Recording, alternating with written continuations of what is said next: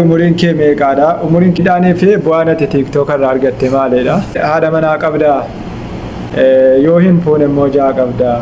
Sumayyaa Shawaati ati dhalataa isaa jettee Oorooli jedha wangeela akkamitti dubbisuu jalqaban?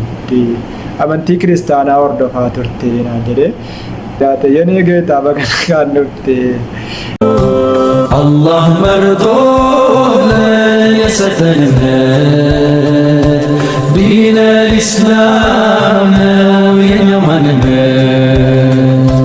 የሞላው ኢስላም ሙሉ የሆነው የመስዋዕት ጥግ ተከፍሎበት ነው።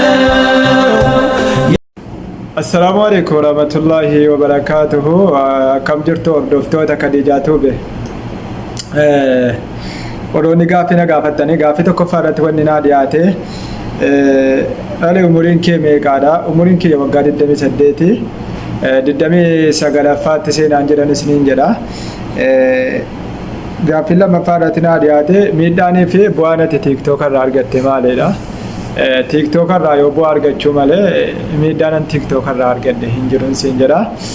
Lammaffaa irratti kiyyoo arsiirra naa dhiyaate haadha manaa qabdaa? Wallahi haadha manaa niin qaba. Yoo qabaatte ijoollee biyya eessaati naan jette ijoollee biyya kiyyaati siin jedha. Yoo hin fuune immoo ja'a qabdaa? Osuma hin fuune immoo jaane akka shari'aa islaamaatti dhorkaadha hin ta'uun siin jedha.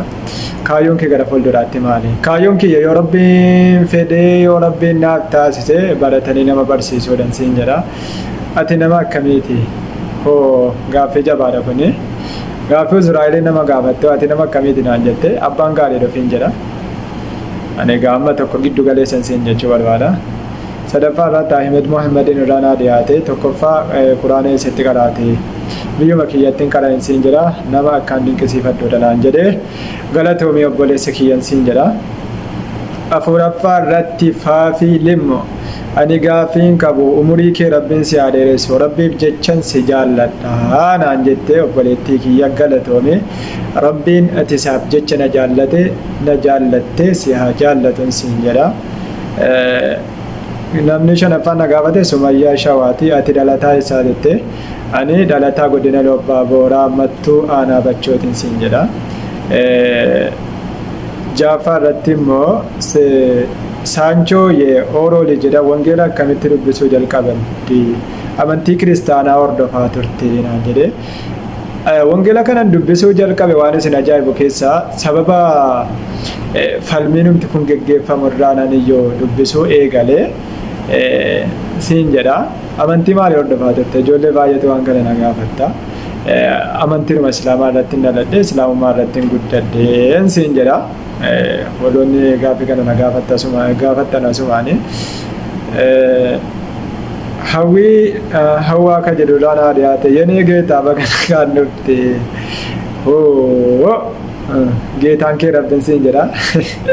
Natti gooste gaaffiin koo jaalallee kee yookaan jaartii kee osoo hiriyyaan baay'ee jaallate sirratti jaallattee maal goota? Ammayyuu baronnee kiyya na turte jaalallee kee isaa hiriyaa kee yookaan jaartii kee jechuudha. Isaa hiriyaa keeti. Isaayyuu immoo jaartii kee sirratti jaallate.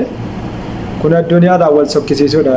Shakkiin takka illee biraan jiru jechuudha. Waan akkasii irratti jaartii kiyya irratti eenyuun illee innis maa obboleessa garaa kee haadha kiyyaatii bahin ta'e jaartii kiyya irratti eenyuun illee hin dhiifin siin jedha. Rabbi waan akkasiis immoo nutti hin fidin siin jedha. Eenyuun illee yoo gaafatte jaartii isaa irratti namni dadhabaa akkamii yoo ta'e haadha manaa isaa yookaan jaartii isaa irratti sinneesuun siin jedha.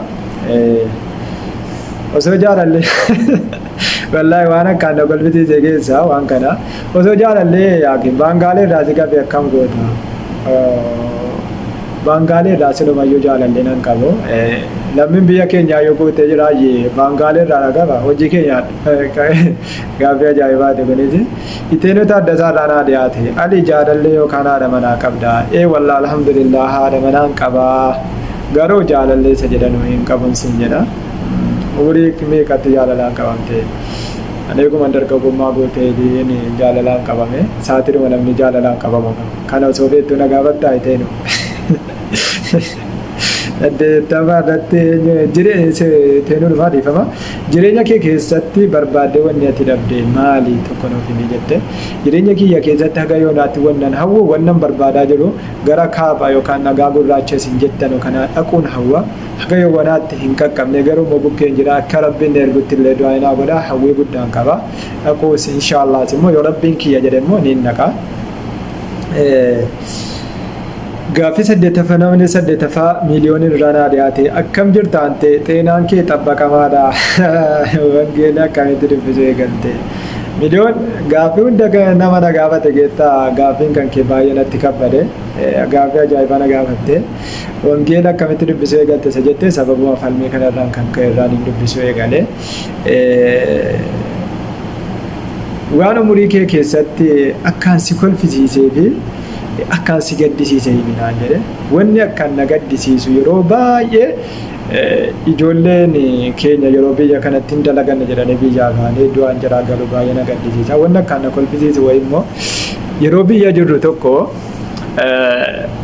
meeshaan kun jedhan biyya Suudi Arabiyaa keessatti qodaan saaniin kun yoo itti nyaatame gadi baafamee gatamadani uffannaan yaane wanni akka baxxaanaa yookaan awusaa jedhamu kun gadi baafamee gatama jedhan.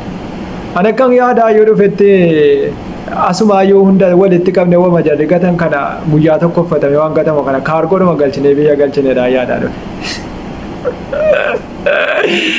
Wayne waan ajaa'ibaati yaade waan kun nama kolfisiisu keessa wallaa baay'ee na kolfisiisa wanni kun dubbii sobaate pilaastikiidhuma malee wanni gatamu biyya kanatti hin argine jarri miiccanii dhumachi kaatu kun soba na kolfisiisa wanni kun. Hayati shawarraan haadhaati assalamu alaikum warahmatullahi wabarakatuh buleessa kiyya haala bareedaa akkanaatiin marii taasisumaatu si kaasinaan jette haala bareedaa dhaan nama mari'achuu kan nu kenne islaamummaadhaan siin jedha islaamummaan haala gaarummaatti nama ajaja akkasin siin jedha kudhanaffaa irratti dura miidiyaatti bahuu fedhii hin qabdu turte maattuu gara miidiyaatti yookaan si baasinaan jette wanni gara achi as na baase namoonni baay'een maaliif hin mul'attu maaliif dhokatta yaale waan jedhanii yeroo baay'ee gaaffii irratti diddeessanu sababuma kanaatiif achi as bahee mul'addan siin jedha gaaffii xumura irratti suusuutu na gaafattee turte akkana irraanfanne naan jette waggaa meeqatti biyya galuu fedhii qabda naan jette yoo rabbiin kiyya naaf guute waggaa lama booda galuu fedhiin qaba yoo rabbiin naaf guute inshaallah akkasin siin jedha suusuu kiyya obboleessi kiyya waaniin kanaan dura si beekuuf iyyuu gaaffii si gaafadhu dhabinaan jettee galatoomii obboleetti kiyya qaalee ijoollee kiristaanaa keessa nama akkanaan dinqisiifadhu tokko siidha. Obboleewwan kiyya warri gaaffii naa dhiyeessitan galatoomaa kadeeja atillee asumaan galatoomiin siin jedha gara yuutuuba keetiitti na dhiyeessuu keetiifi sabiskiraayib godhaa fi wal bira haa dhaabbannuun isiniin jedha hedduun isin jaalladhaa hedduun isin kabajaa. Assalaamu alaikum wa rahmatullaahi wa barakaatu.